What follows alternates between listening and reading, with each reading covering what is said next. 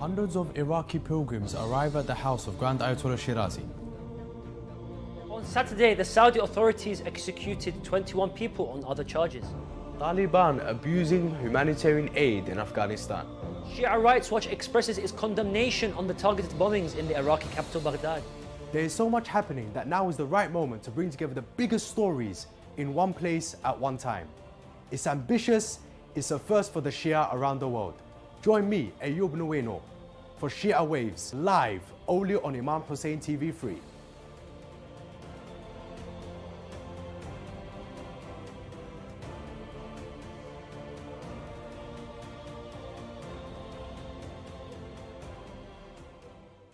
With more and more victims of war and poverty, the Middle East has seen a surge in patients seeking medical aid. Iraq alone has 2.4 million people without access to any form of medical assistance. In Afghanistan, due to the lack of funding and devastating conflict, the health service is at breaking point. Imam Hussein Charity aims to help provide a better future for these impoverished patients, aiding them with finances for their prescriptions as well as dialysis of their kidneys.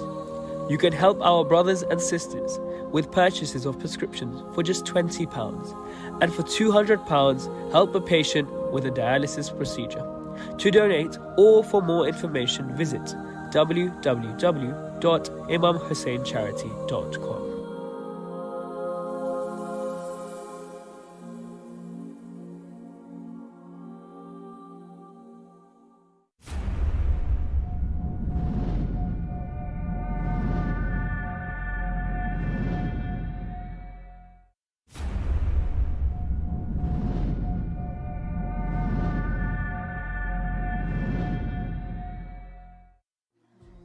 السلام عليكم.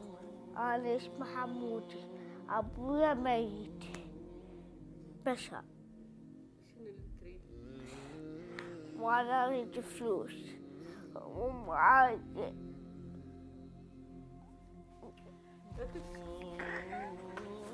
لا تبكي. عندهم مرات واحد يفتح لي الباب ما بي فجأة ما بي. أنا أبوي كسر ظهري لسه غصته بقلبي. بعد يومين وصل بي من السرطان توفت. يعني يرجع هنا يعني اشترينا هدوم بالعيد، يعني هدومنا مال السنة. لا غسالة، لا جيزر، كل شيء ما عندي. هاي الرطوبة وهاي الطينة، كل شيء ما عندي. واليوم طحينة ما عندي. اليوم 10 طحين ما عندي شاهد الله شهادة. هاي محروقة من ورا الكهرباء. ما عندي كهرباء، ما أخذت من جواري، ما عندي كهرباء. ويومي يهدد بي راح يقطعها لي. غسالة ما عندي، جاب لي واحد ذاك غسالة طلعت عاطلة. التلفزيون مالتهم عاطل، الحمام ما عندهم يغسلون به. ما عندي كل شيء، أنا حايرة بيهم والله العظيم. شنو تحاجي؟ شنو تودي له رسالة؟ شنو تسولف وياه؟ بس أريد يجي. بس تريده يجي؟ For those of you who are watching, whatever you can give, you know, whether it's £50, £20, £10, £5, whatever you can give, please give to help people like this so that they can improve their life standard. They can become more healthy and they can be more motivated to go and, you know, achieve greater things. Generosity doesn't need an audience. It just needs a heart willing to make a difference in silence. Donate now.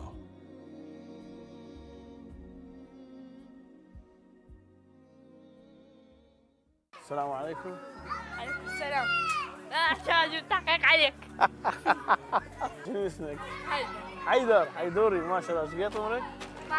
12. ما شاء الله. هاي شنو؟ رياضي. حلو؟ زين؟ جبل الخنجر.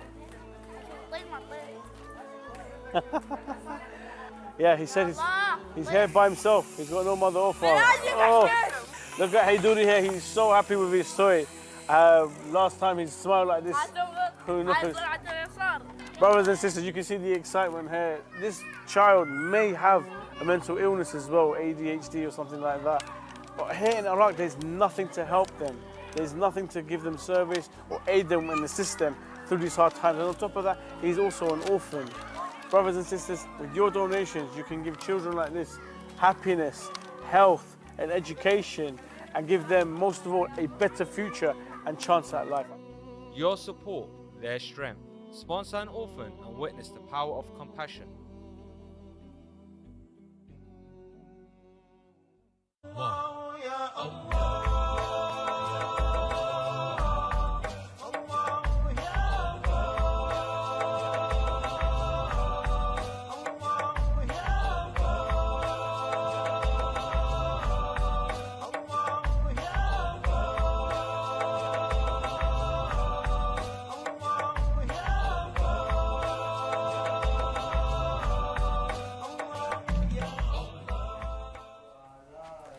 Assalamu alaikum wa rahmatullahi wa barakatuh. Welcome back, dear viewers, to another episode of Ahkam SOS, the show where we discuss various Islamic topics and principles.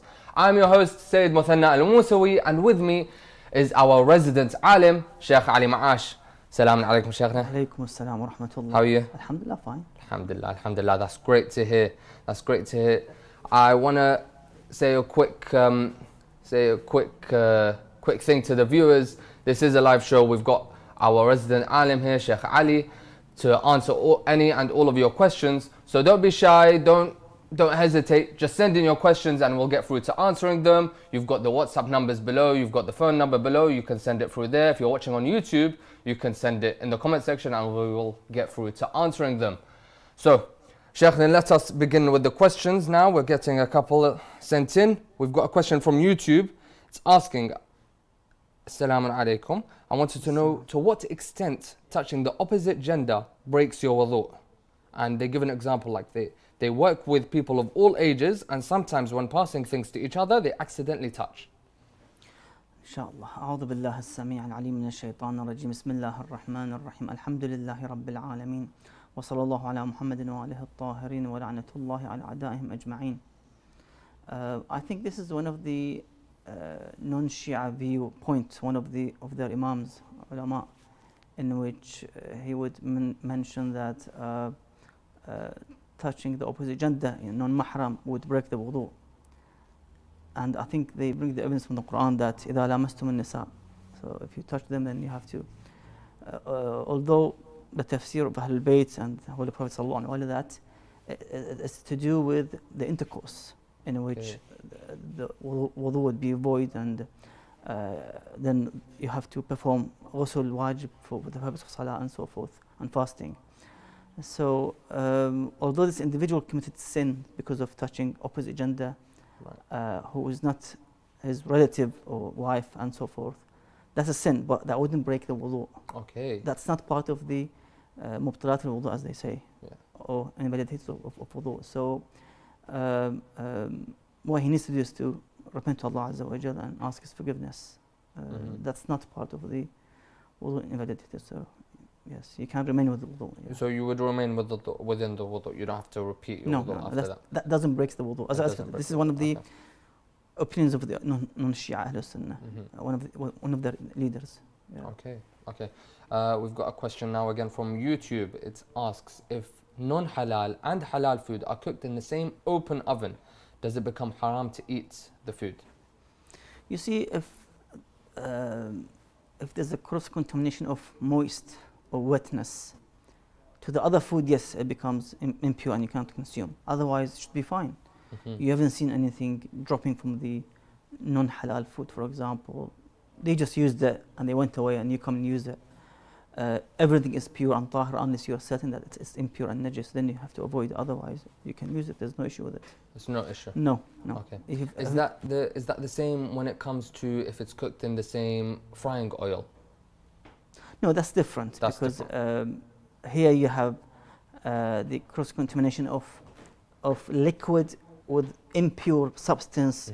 Let's say pork meat, for example. Of course, that will make that oil impure and najis. Then you have to replace it or use different, and the food becomes haram to eat. Yeah. Okay. A question now from YouTube. First, it says, Assalamu alaikum, hope you're in good health. And it asks, when a woman is leading jama'ah and she stands in the middle, but when it's only one other person, does she stand on the right or does she stand in the middle again? I mean, we have in the fiqh that a woman can lead the woman for the salah. But in anyhow, she stands and women pray with her or behind her, for example. Yeah. That should be an issue. So even if it says just one other person is what? Yeah, I mean, jama'ah will begin with one person onwards. That's fine. That's the jama'ah. Yes. Okay. We've got a question from WhatsApp. It asks, did the Prophet Muhammad know of his prophethood from the moment of his birth? We have actually a hadith which says that I was a prophet while Adam was between the clay and the mud, or water and the mud. So the Prophet was prophet before even Adam was created and came to the being, to the existence. Because Allah Azza wa Jal, in numerous hadith of Ahlul Bayt alayhim salam, that the first creation of Allah created were the Ahlul Bayt alayhim salam and the Prophet sallallahu alayhi wa alayhi. I think there's a hadith, the Prophet says to Jabir ibn Abdullah Ansari, this pious Sahabi of Rasulullah sallallahu alayhi wa alayhi, that أول ما خلق الله نور نبيك يا جابر. The first creation of Allah was the light of your Prophet. And we have it in زيارة الجامعة خلقكم الله أنوارا فجعلكم بعرشه محدقين. So Allah created them from His light, His greatness, in other words. And then He created other creations as a result. The other creations after? Yes. Okay. But did the Prophet Muhammad know that he was a prophet? As I've said, the hadith says, he said that, sallallahu alayhi wa sallam, that when Adam was in the process of creation between the mud and the water and the clay, I was prophet in that time. So he and had, he knew, he of course, had knowledge of course. of it. He was the first ever created before Adam, alayhi salam, thousands of years before Adam, but as nur, as a light. Ahsant. A question now from YouTube asks, did the Holy Prophet Muhammad's wife, Khadija, used to cover her whole face, and did she used to wear jewels and high heel shoes? Of course, in that time, there was some kind of modesty and chastity by some of the women, and not all of them were wearing improper hijab, let's say. There was some kind of, let's say, in the time of the pagans or the Jahiliyyah or even the Ahlul Kitab, they used to wear some kind of a scarf, but would cover up to the ears. So the scarf would be behind the ears. So the hair would be covered, but of course, for example, the neck would be shown, for example. But Sayyidah Khadija was very chaste woman and with chastity and nobility. She was different than the other women, of course. Yeah. So now covering the face, I'm not sure about this issue, but of course she was a modest woman. على كل حال, that's why the Prophet agreed to marry her when she proposed to get married to Rasulullah sallallahu alaihi wasallam after she sent him to Sham for trade, and she saw his nobility and sincerity and honesty in his trade, in his speech, and his work. Interesting.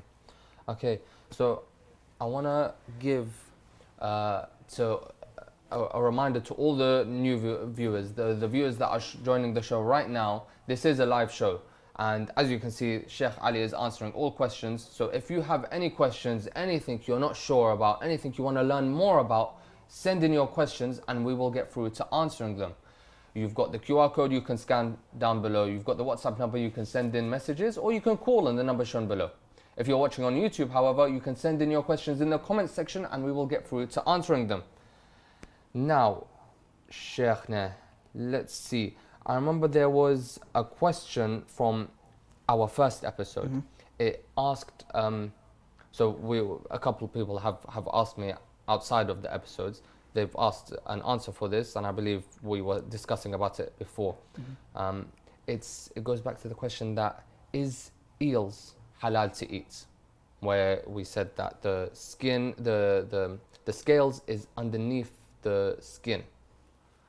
If you remember the answer that you gave me at the time. Yes, indeed. I mean, the problem is with these types of fishes, if you can call them fishes, because they are actually, they are closer to look like a water snake rather than being a normal fish. Right, yeah.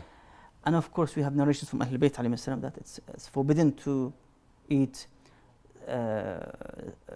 snake that resides inside the water, and they call it, I think in the narration, marmahi, which is a Farsi word of snake water or something like that.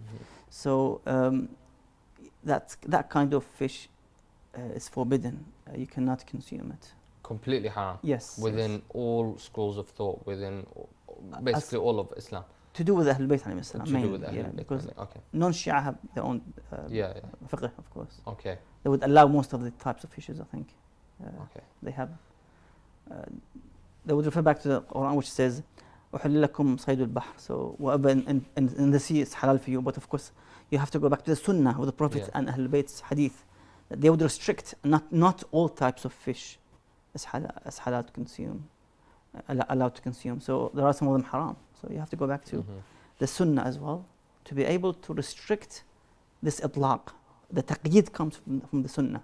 Yeah. There's itlaq in the Book of Allah Azza wa Jal, but it's the Ma'soom and the Prophet who would apply taqyid and restrict the type of fish which are not allowed to be consumed. Yeah. Okay.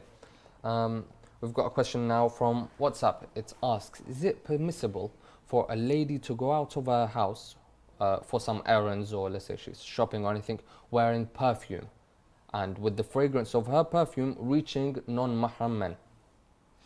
You see, some ulama would mention that if that is with the intention of attracting opposite gender, would be forbidden, of course. And we have narrations that, you know, there is some kind of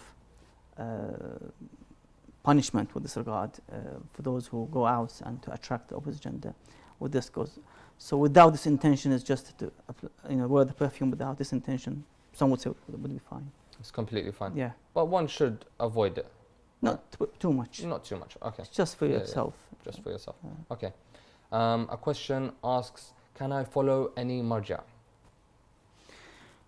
Yes, you can. I mean, the best way is to go back to ask the experts to see who has the most knowledge with this regard, more experts. Because sometimes the issue of alamiyya, or the most knowledgeable, is also mentioned with regards to taqleed. But of course, you cannot consider or define exactly who is the a'lam, who has the most knowledge in fiqh and usul, for example, in jurisprudence. So it's difficult to define this. So if you go and do some research, ask the experts, if they tell you this marājiʿ is the most a'lam, you can follow. Yeah. Yeah. So as long as you're doing your research, understanding what the...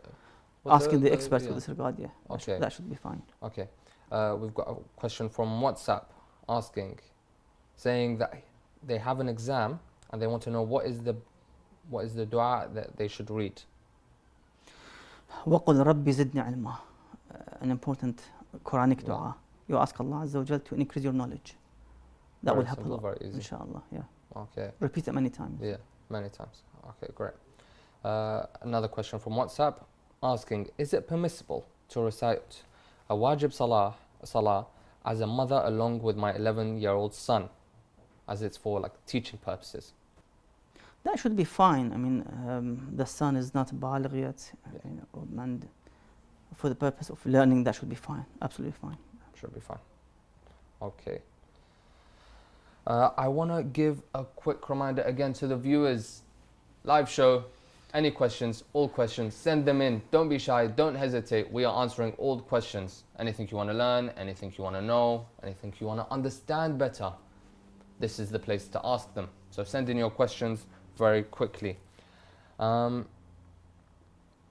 we've got a question now asking, how does one perform ghusl in the ocean? We have two types of let's say, wajib or mustahab ghusl, in which one can perform them. One is known as tartibi, sequential. So you start by washing your head first, and then your neck, and then your right side, and then your left side, back, front. And that's it. That's the ghusl, either mustahab or wajib. And then you have the immersion wash or ghusl, in which you dive inside the pool or the sea or the river, in which within that second all the body is covered with the water. Then you make the intention of ghusl irtimasi, or the immersion ghusl, and that should fulfill and pure your body if it's, let's say, wajib ghusl. Ahsant, ahsant. We've got a question now from YouTube asking, is it possible that Quran can get affected by black magic? إنا نزلنا I think it's in the Quran وإنا له لحافظون. Allah protects the Holy Quran. If you go back to the verse, I'm not sure which surah, but Allah says that He protects the Holy Quran from being distorted or fabricated or added, or as happened with other books of in the previous nations. So the Quran will be immune from deviation and fabrication. Ahsant, mashallah. That's great to hear. A question from YouTube asking, if a Shi'i group of friends is talking and discussing and then they make a comment or a joke about Sunni followings or beliefs, is it a bad deed? One should not be in this state and situation, because that could gradually lead to mocking your own friends, believers, mu'mineen. So one should avoid that kind of ethic or let's say non-akhlaqi way of dealing with these issues. So we have to use logical way, if it's a fact, we discuss it. Let's say, what is the viewpoint about specific belief, then we discuss it and we try to refute, let's say, their arguments and so forth, rather than just laughing and joking, and which has no really value in terms of knowledge, in terms of seeking knowledge or gaining more information with this regard. Ahsant, ahsant. We've got a question from WhatsApp. So this person has did not know that Tawaf al-Nisa was obligatory for every individual who performs Umrah or Hajj al-Tamattu, and they have not performed it. What should they do now that they know this? What should they do after they've left Mecca? Can they go back and perform it? That's an option. Otherwise, they have to send somebody on their behalf. On their behalf? Na'ib, yeah. Okay. It has to be done. It has to be done. Yeah. Okay. We've got a question from YouTube now asking, is it possible that, it's asking, what is the main ruling for mut'a with a Christian girl? In terms of the marriage from Ahlul Kitab, ulama differ with this regard. Some would allow it for the long term, not the short term, or some would allow it for the short term, not the... I mean, different views. You have to go back to your marājiʿ. Some would say only short term in terms of duration, so you can't marry her for, let's say, a year or 2 years, for example. It depends on who you follow with this regard. But usually it's allowed with Ahl Kitab, as you mentioned. Yeah, in terms of the marriage in oral is allowed. Now it depends on the scholar you follow. Would you allow it for the long term or for the short term? And if it's the short term, would you allow it for over, let's say, 3-4 days? Or is it only allowed for a very short term? It depends on the marājiʿ. It depends. Yeah. Okay. We've got a question from WhatsApp. Is yoga haram? And they're asking if you can answer it in Arabic. Yoga, if it's just a, let's say, some kind of spiritual sport, or how can we say, there's the word for it, I think. It's just harakat for the riyadiyya. It should be fine. It's just a concentration, tarkiz. It's fine as long as there's no haram involved. Bidun a haram involved, then there's no issue with it. So it's just a concentration. You concentrate. طريقة جلوس حركة. It's like riyadha, sport. It's like riyadha. Otherwise, if there's haram with it, إذا في حرام فطبعا يمتنع. Okay. Yeah, you have to avoid it. أحسنت شيخنا. Another WhatsApp question. Is it haram to play killing games where it's like shooting, knives, things like that? One should avoid, number one, games in which would affect his personality in terms of psychological, mental. That would have consequence, in the next couple of years. Those who committed suicide or committed, I don't know, killing school children, they started from playing these games, for example. been hearing lots of crimes, stabbings. It has some kind of root to these games, violent games. So one should avoid it.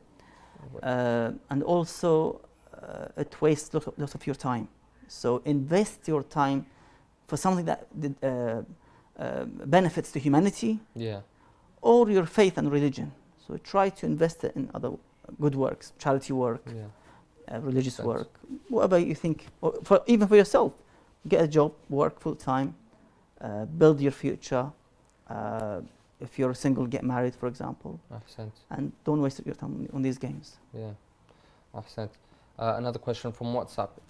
It has been stated that Nabi Isa will appear before Imam Mahdi, Ajalallah Farajah Sharif. So are we as Muslims waiting for the signs of Imam Mahdi when we should be looking for the signs of Nabi Isa? I think it's the opposite. When the Imam reappears and he goes to Bayt al-Maqdis in Palestine, then Isa alayhi salam would descend from the heavens. And then the Imam says to him, and then there's a jama'ah, the time of Salah, and there's a jama'ah, the Imam tells Isa alayhi salam, go and lead the Salah. Right. Okay. Isa alayhi salam says to the Imam, "Bikum tuqamu as-salat." Rasulullah, you have the priority. Because you are the grandson of Rasulullah, and of course the Imam is better than Isa alayhi salam in terms of the afdaliyya. So this is wrong. So Imam Mahdi appears first, and then Isa will descend from the heavens. Okay. And Bayt al-Maqdis. Yeah. A question from YouTube: is it permissible to pray behind an Alawi Imam? As I've said, the Shia fiqh mentions that you have to make sure that the Imam you pray behind is adil and just. Without establishing the justiceness of this, the alim or whoever you're praying behind, you cannot pray behind. You have to establish that they are just. As I've said, by asking the people who are around that Imam, or if you know him personally, for example, that should be fine, you can pray. And then, of course, the conditions that he must be 12 Imami, follows Ahl Bayt alayhim salam. He doesn't commit major sins, for example, or insisting on some sins. Otherwise, if he means Alawi, means Shi'i, then it should be fine. If he's just, it's fine. You can pray behind him. Well, you've answered this question a couple of times, and as long as they're just, and you should be able to with the correct belief. Okay. A question from YouTube asking. So as we all know, Imam Mahdi, when he reappears, he's got his 313 army. Yes. Do the people within the 313, the generals, let's say, the 313, do they know that they are part of it? Of course. They know. If the Imam Hussein's companions, when they joined the Imam, they knew the Imam. They knew that he is muftar al-ta'a, wajib to obey this Imam. He's Allah's vicegerent on earth through the Prophet ﷺ, when he said, I leave two weighty things, the Book of Allah and my progeny. And then he mentions my khulafa are 12, and all of them from Quraysh. So they knew exactly when they came to Karbala that he is the Imam of al-ta'a, wajib to obey him. And the same applies to the 313 of the Imam Hujjaz companions, and they know that he is the Imam that they must follow and believe in. Otherwise, they wouldn't reach the stage at all without recognition of this Imam. No, so they recognize that it's the Imam. They recognize who their Imam is and everything like that. No, do they know that they are part of the 313? Definitely, as Ashab al-Hussein, as I've said. As Habib and others, Muslims, Awsaja and others, knew that they are part of the Imam, and the Imam chose them to be with them. Of course, indeed. They would know. Okay. Does that also apply to the army? So the 313, of course, applies to the generals. Does that also apply to the army? Of course, the army knows that he is joining the Imam's army, and they are the commanders, the 313, and they want to gain that, the status of being fighting in the army of the Imam alayhi salam and supporting the Imam in his revolution, in his reappearance, of course. Ahsant. Okay, so to all the dear viewers, we will be going on a short break right now. But before that, I believe the Sheikh has a hadith that he would like to say to us. Follow, Sheikh. Yes, indeed. There is a narration by Abi Abdullah al-Sadiq alayhi salam. He says, قال طلبة العلم ثلاثة فاعرفهم بأعيانهم. The knowledge seekers are three, so know them individually. So, let's say by each character and description. وصفاتهم. Then the Imam says, صنف يطلبه للجهل والمراء.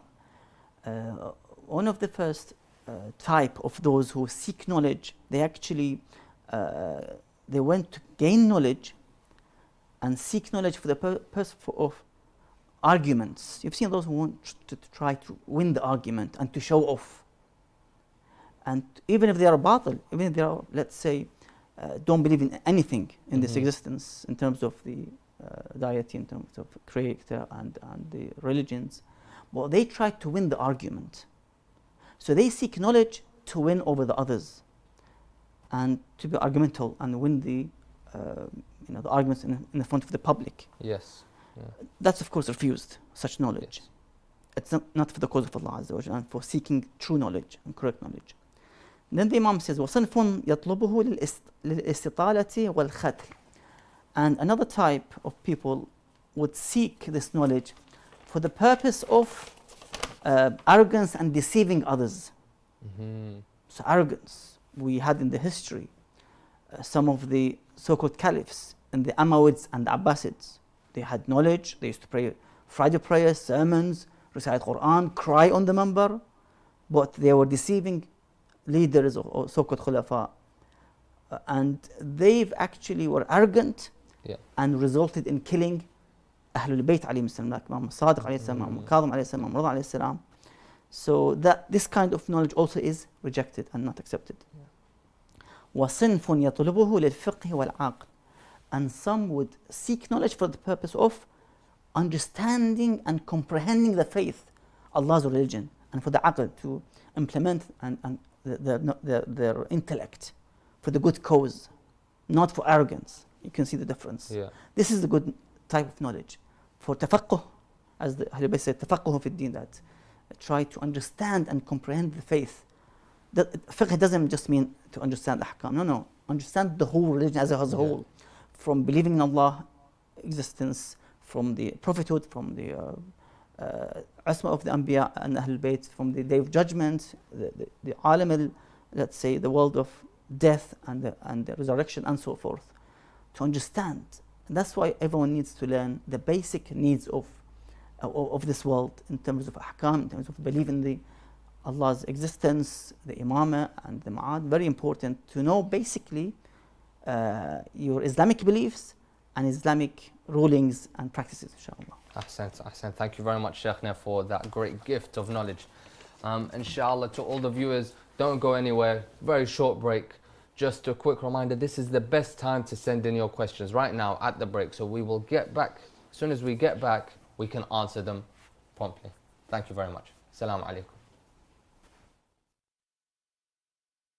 I have a question regarding keeping pictures of scholars. Is it permissible to plant trees by or over Islam the established based on peace and non-violence? Is it permissible to collect donations for charity projects from Is it permitted to consume canned food imported from non-Muslim countries? Is there an issue for men looking at non-Muslim women? To have your questions answered live, WhatsApp us on +44 7415 092155. For those interested in an Islamic law book by Ayatollah Sayyid Sadiq Al-Shirazi, please WhatsApp the Ahkam SOS team at the following number to place your order today: +44 7415 092155. The Islamic law book, available exclusively in hard copy, contains religious questions answered by Grand Ayatollah Sayyid Sadiq Al-Shirazi. Order your hard copy today.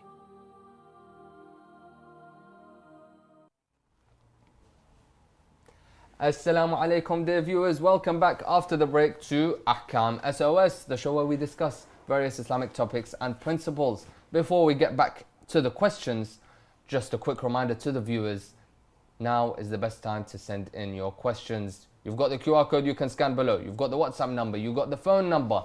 Or if you're watching on YouTube, you can send in your questions in the comment section and we will get through to answering them. So send in your questions. Don't be shy. Thank you very much.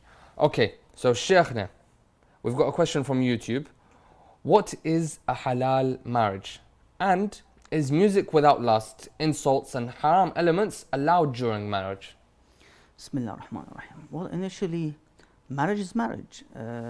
You have a marriage and you have a relationship outside the wedlock, outside the marriage. That's the haram. Yeah.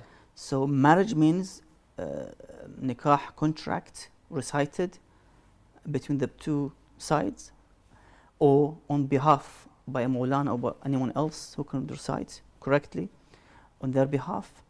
That's marriage, be it a long or a short-term marriage. And that's, the Quran says, وَمِنْ آيَاتِهِ, it's one of the signs of Allah Azza wa Jal, that He created man and woman and with the purpose of marriage.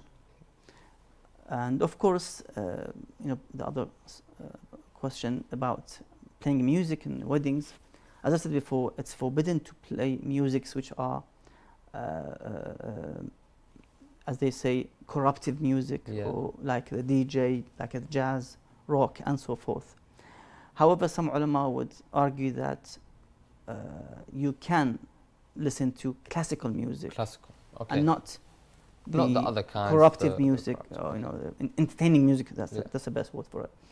But some others would say no, all types of music are forbidden. Yeah. At least even the classical ones, as a precaution, ihtiyat. To avoid. To avoid, yeah. Okay.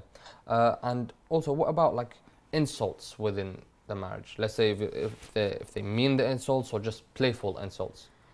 It depends. I mean, one should avoid from any kind of insults, be it and somebody's, you know, verbally saying that, because insult is insult. Yeah. And that's not allowed. Yeah, of course. But it depends. Sometimes you see it's between the friends, they talk, they joke, but that's not even morally correct, to be honest. Use some words, swearing words. You want to joke with your friend. That's not the right way to talk to others. Yeah. Even if you're their friends. Yeah. Ahsant. A question from WhatsApp. It's asking, is coffee cup readings and like reading horoscopes, is that haram? You see, these have no realities or shari'i basis. It's just some kind of imaginations and this is your future. That's not true at all. But shar'an haram, it depends if it goes towards the acts of haram or forbidden, for example, mixed gender, for example, they try to do other things. Of course, that would, if it's lead to haram, that would be forbidden. Yeah. Yeah. So one should be careful with it, especially those who try to make money out of it. You have to avoid them. Yeah, with this regard. Yeah. But what if? So as you've said, it's usually not true or whatever. But what if they believe within themselves that it is true, and then they go act upon it? Not in a haram way, but they go act upon it. Let's say it's like they've read a horoscope or a coffee reading, and it says you're gonna buy a house soon, and then you go act upon it and you go buy a house. Is that wrong to do? Of course, that's wrong. You shouldn't base your life on you know, cup readings and illusions and imaginations. Always tawakkal ala Allah. Number one. Consult others if you want to buy a house, for example, or you want to do something, you want to study, you want to travel, go abroad and live abroad. Consult, make your research, and if you think you're unsure, uncertain, you take istikhara. Yeah. Ask Allah's, you know, to see what's mentioned in the Quran, for example. Is it good or bad? Then that's another option as well. Ahsant. A question from WhatsApp. It asks, do you need wudu for sajdat al-wajibah? Which sajda? If it's a wajib sajda, part of the salah, of course you need it. It depends. I mean, what kind of sajda is it? But in salah, yes, you have to have wudu for the salah, for the sajda wajibah. I mean, in terms of wajib, I think they mean by sajda in Quran. I think Quran. Mainly, you need to be to prostrate on the earth. So that's important. In terms of the wudu, I'm not sure if other ulama would, for example, exclude it from the wujub. I'm not sure about it. Okay. A question again from WhatsApp relating to a previous question. I believe it's the question of Nabi Isa and Imam Mahdi. It It's asking, what makes the Imam superior to the Nabi?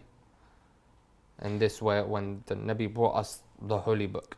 You see, we have a prophet, Nabi. Yes. We have a messenger, Rasul, and we have Imam. The highest level someone like them can get and reach is Imamah. Imamah is the highest level. That's why Ibrahim alayhi salam, first he was a prophet, then he was a messenger, then Allah Azza wa Jalla gave him the high status when he said, Inni ja'aluka lin-nasi imama. He reached the highest stage of being an imam over the people, over the world. That is the utmost or the best level and stage one can reach, be it a prophet or an imam. So that's why Ahlul Bayt, they are imams, and they are better than other prophets with this regard, because they have the position of the imamah. And of course the Prophet said, I leave two weighty things, the book of Allah and my progeny. Yes.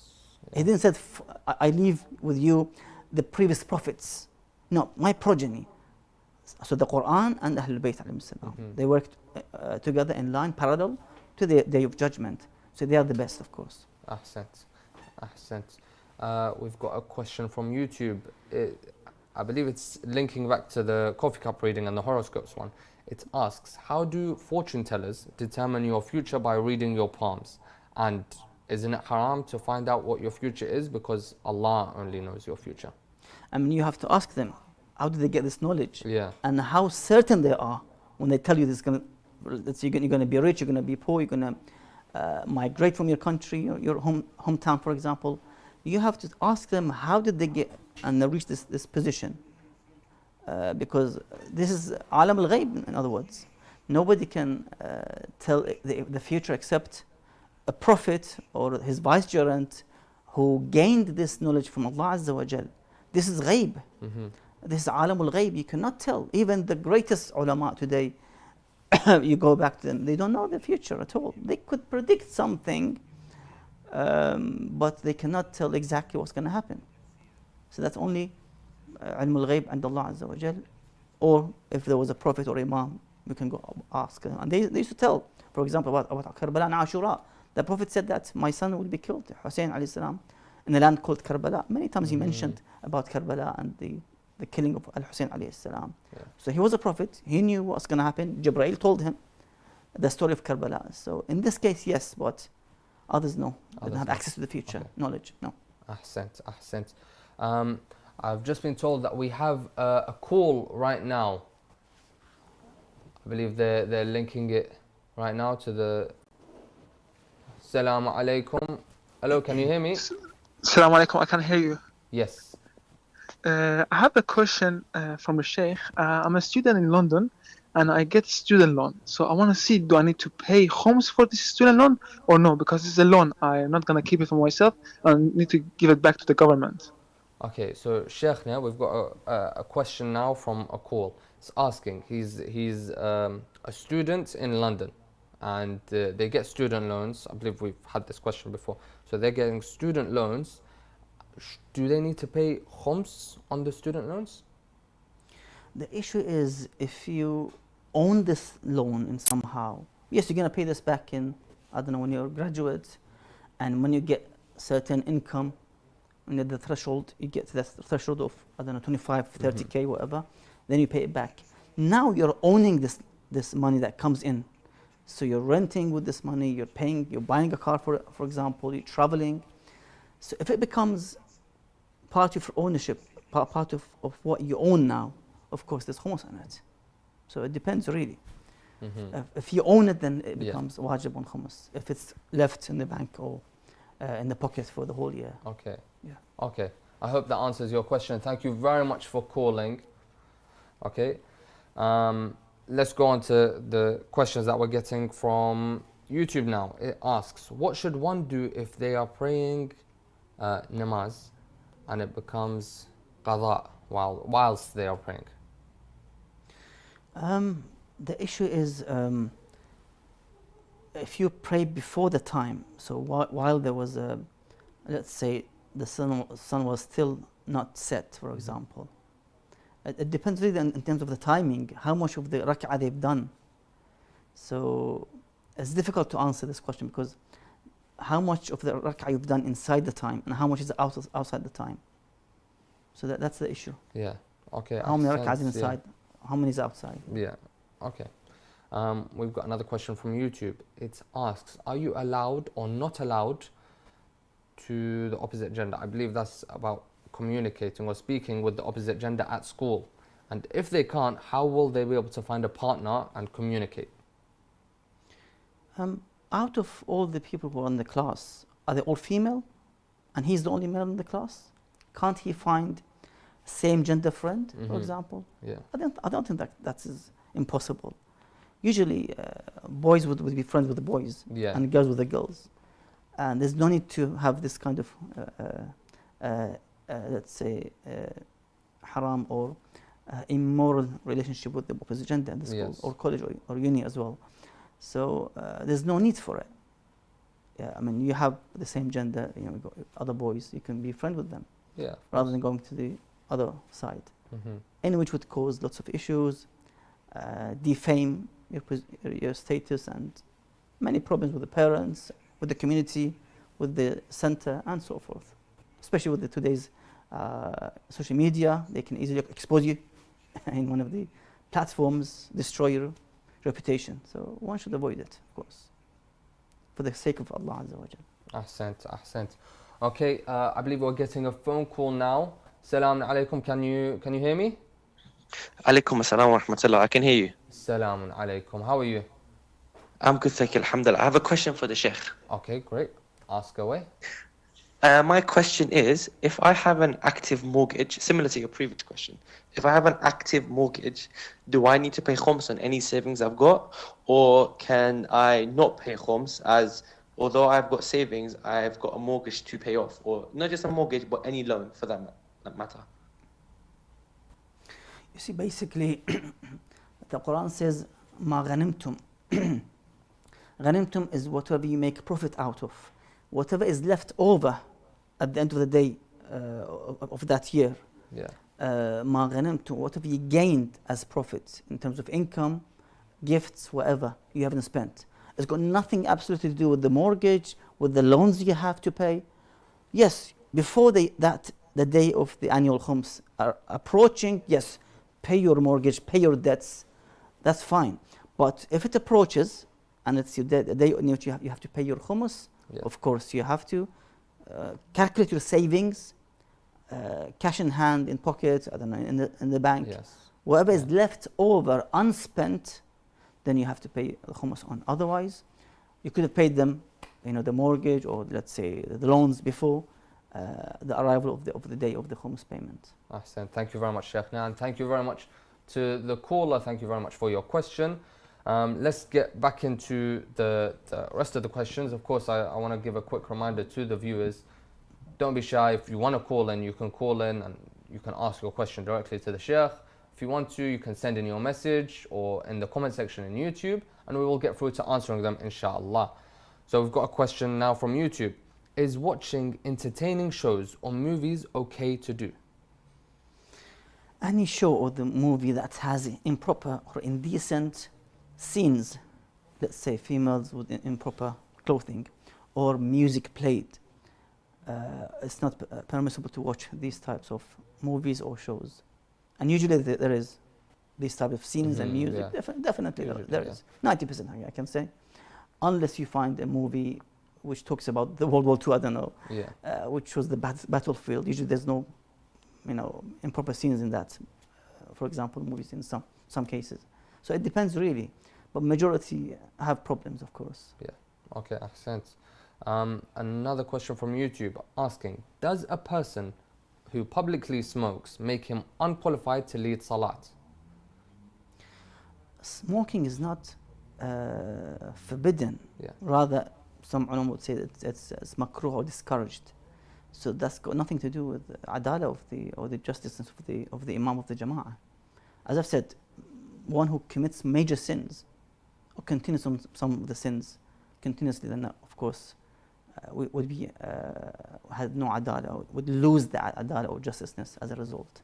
But smoking wouldn't affect. Of course, one should quit smoking and that habit. But nothing to do with the Imam Jama'ah. Okay, that's good to hear. We've got a question from, sorry, just let me bring it up now. We've got a question from YouTube asking, can you start each video? Okay, can you start each video at this time, not before, because I'm still at school and I don't want to miss the live. Of course, we will try to do that. At 8 o'clock. I believe we are scheduled in at 7. If you wanna like write in more details what particular timing, then we may be able to rearrange it. But I believe our timings are from 7 to 8 o'clock, so we have to follow that. Okay, we've got a question from YouTube asking, who was the Hujjat of Allah in the time after Nabi Isa to the time of Nabi Muhammad? As I've said before, each prophet will have a vicegerent. So Musa alayhi salam, he had Harun, but Harun died in his time. So after that, I think it was Yusha bin Nun, who was his wasi and vicegerent. So between Isa and the Prophet Muhammad sallallahu alaihi wasallam, there were awsiya, and one of those awsiya, I think Abdul Muttalib, Abu Talib, Salman could be one of them, and all the way to the Prophet sallallahu alaihi wasallam. So there were awsiya in those times, because the earth wouldn't be left without a hujjah or a proof of Allah Azza wa Jal. Ahsant. We've got a question from WhatsApp asking, is Sayyid Sistani better, or is Sayyid Sadiq al-Shirazi? You go back to the experts in the Hawza of and Najaf. There are experts, there are fudala, mujtahideen. You go back, you ask them, and then they will give you the findings of who is a'lam or most knowledgeable. Then you can follow, as I've said before, that you have to ask experts in the Hawza, Hawza seminary teachers of high levels, like Sutuh al-Aliyah, for example, or Bahth al-Kharij. Those who attend, specifically those who attend Bahth al-Kharij of the marājiʿ, they can define who is a'lam by studying both cases of the both ulama. Okay, thank you very much, Sheikhna, for the excellent answers, and thank you to all for the questions. If we didn't manage to answer any of your questions, it will then roll over onto the episode next Monday. So make sure to tune in then, ask your questions at that time as well, and we will be able to answer them. See you on Monday, inshallah. Ma'a salam.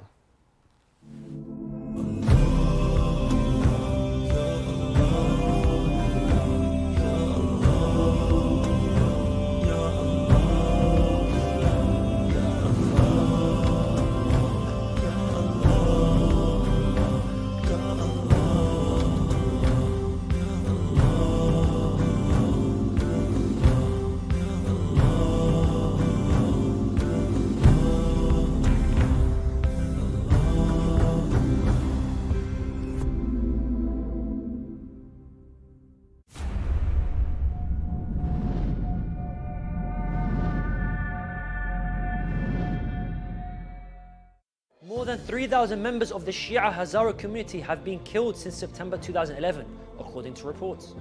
Hundreds of Iraqi pilgrims arrive at the house of Grand Ayatollah Shirazi. On Saturday, the Saudi authorities executed 21 people on other charges. Taliban abusing humanitarian aid in Afghanistan. Shia Rights Watch expresses its condemnation on the targeted bombings in the Iraqi capital Baghdad. There is so much happening that now is the right moment to bring together the biggest stories in one place at one time. It's ambitious, it's a first for the Shia around the world. Join me, Ayyub Nueno, for Shia Waves, live only on Imam Hussein TV free.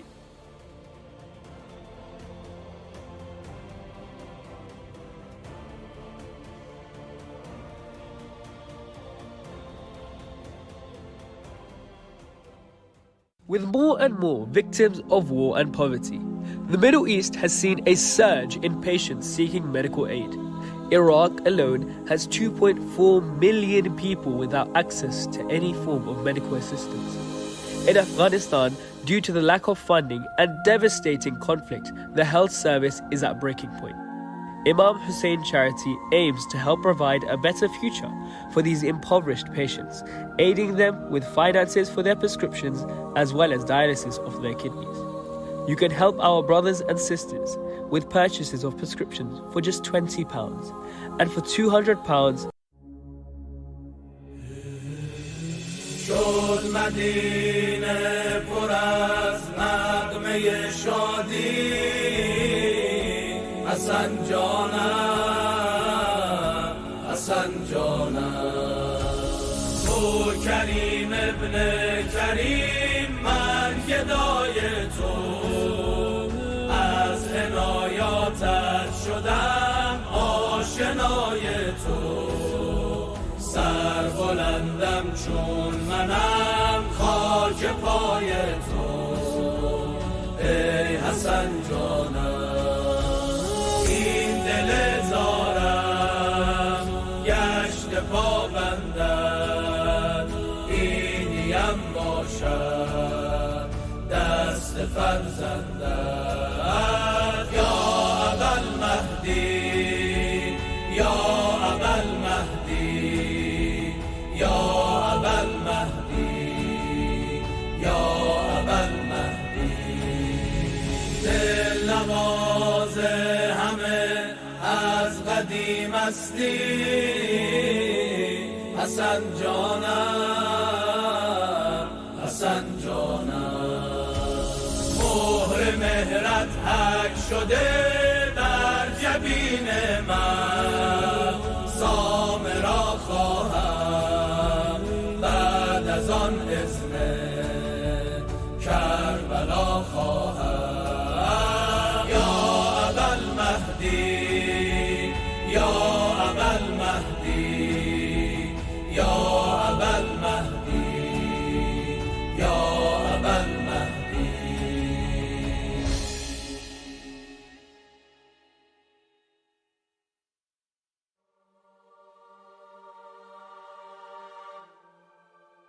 So what does Imam Hussein TV mean to me? It's a hard one. I'll be totally honest with you, Imam Hussein TV is my life.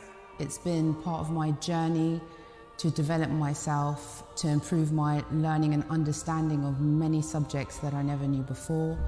And also, as a parent,